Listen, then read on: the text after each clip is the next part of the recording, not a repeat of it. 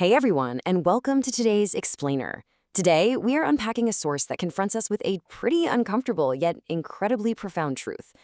We all have dreams, goals, ambitions, right? But why do so few people actually reach them? It is so easy to blame a lack of talent, maybe bad timing, or just tough circumstances. But the reality? Well, it's actually far simpler, and honestly, a lot harder to swallow. The real reason people don't get what they want isn't external at all. It's an internal inability to override their own feelings. Okay, let's dive right into this. The source material makes a really striking claim here. Your feelings are a terrible, terrible boss. If you let them run the show, they will literally work you right into poverty. Why? Because feelings are always trying to convince you that comfort today is vastly more important than results tomorrow. They are master salespeople. Think about it. When your alarm goes off at 5:30 a.m. on a freezing winter morning, your feelings are going to give you 100 logical-sounding reasons why you deserve to stay in that warm bed, trading your long-term goals for just a little short-term relief. So, I want you to think about this directly for a second. How many surrender days have you had lately? Try to add up all the broken promises you've made to yourself. The snoozed alarms, the skipped workouts, those difficult calls you didn't make because you just weren't feeling it. Every single time you abandon a solid plan for temporary comfort, you create a gap. And that gap between where you currently are and where you could have been if you just stuck to the plan, that is the absolute most expensive thing in your entire life.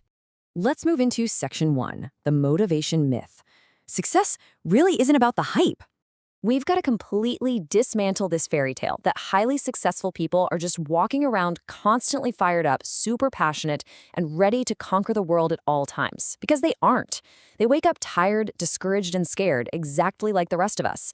But they've learned a really crucial secret. Feelings are just like the weather, and you don't cancel your life because it's raining. Think about it like this. A pilot doesn't refuse to fly a plane full of passengers just because they're feeling a bit gloomy that morning. A surgeon doesn't skip a life-saving operation because they didn't sleep well. In those professions, lives depend on showing up regardless of the internal weather. Well, your dreams, your future, and your potential, they depend on you showing up the exact same way. Let's look at a concrete example from the source contrasting two different writers. On one side, we have this brilliant, incredibly talented young man who spent 10 years, a whole decade, waiting for inspiration to strike before writing. 10 years later, he had nothing to show for it, but a regular job he hated and a drawer full of half-finished manuscripts. Now, on the other side, there was a woman who committed to writing every single day for a year. Not when she felt like it, every single day. Some days she cried, some days she wrote absolute garbage, but she pushed through the exhaustion. And at the end of the year, she had a finished novel. She didn't wait around for the inspiration fairy, she committed. Which brings us to section 2, the power of a concrete plan.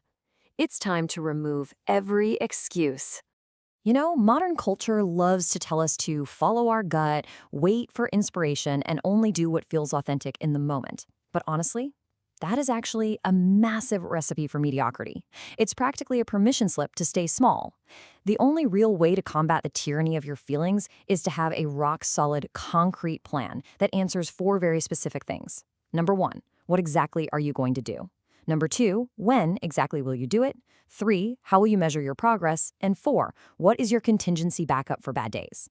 Vague intentions like, oh, I'm going to work really hard this week. Well, those never built anything worth having.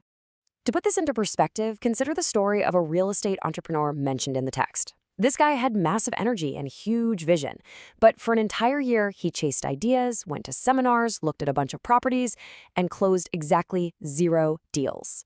0. He had big ideas, sure, but no actual plan. But once he finally sat down and created a written, measurable, daily step-by-step document, well, everything changed. Within just 18 months, he owned 4 properties. He didn't magically start working harder. He just worked on the right things because his plan totally eliminated the confusion. Think about that classic Monday morning battle. On Sunday night, you sit down and create your plan. Now, that plan is authored by the absolute highest version of yourself, thinking strategically about your future. But then Monday morning rolls around, the everyday version of you wakes up, and boom, the feelings arrive. The plan says wake up at 5, but your feelings say, let's just sleep until 7. The plan says make 10 difficult sales calls. Feelings say, hey, let's just ease into the day by checking email. Your feelings will always, always beg for comfort. If you don't honor the plan over those feelings, you are basically training yourself to believe your own word means nothing. All right, Section 3, Systems over Willpower, How to Truly Outsmart Your Feelings. Listen, you absolutely cannot just rely on sheer willpower to fight your feelings every single day. Willpower is a limited resource. It's like a battery that eventually runs out. Instead, you have to engineer your environment and recognize the lies your feelings are inevitably going to tell you while you're executing your plan. They'll whisper things like, this isn't working fast enough, or you're falling behind, or maybe you're just not cut out for this. But you want to know the most dangerous lie of all? You deserve a break today. After a really hard day of work, that sounds so incredibly reasonable, doesn't it? But honoring the plan is a sacred contract you signed with the person you are trying to become. The core philosophy here is that inspiration is the reward for showing up. It is never the requirement for starting. Jim Rohn famously made the first 2 hours of his day completely non-negotiable. No checking emails, no waiting around to feel ready, no gently easing into the day. The alarm went off, he got up, and he acted immediately on his #1 priority. By diving straight into deep work like that, he quieted the resistance before his feelings even had a chance to talk him out of it. And this right here is exactly what separates the amateur from the professional.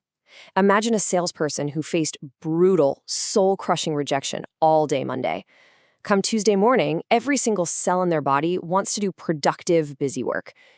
Organizing the desk, checking emails, doing research, literally anything to avoid picking up that phone again. The amateur listens to those feelings and finds a clever excuse. But the professional, they pick up the phone anyway. Not because they feel super confident, but because the plan says to make the calls, and the plan does not negotiate. Moving to our final part, Section 4, the compound interest of character. You see, the real prize of extreme discipline, it actually isn't the physical result. It's not the money, the finished book, or hitting that fitness milestone. The real prize is who you become in the process. Every single time you do what you said you were going to do, especially when you really don't feel like it, you are making a daily deposit into your self-belief account. And around the 90-day mark of doing this consistently, something pretty magical happens. Your brain literally rewires itself. The resistance gets quieter. You start building this unshakable, totally earned confidence, and eventually, you stop needing motivation altogether because executing the plan simply becomes your identity. So I want to leave you with this final, really provocative question to use as your daily anchor. Tomorrow morning, before you look at your plan, don't ask what you feel like doing. Stop and ask yourself, what would the person I am trying to become do today?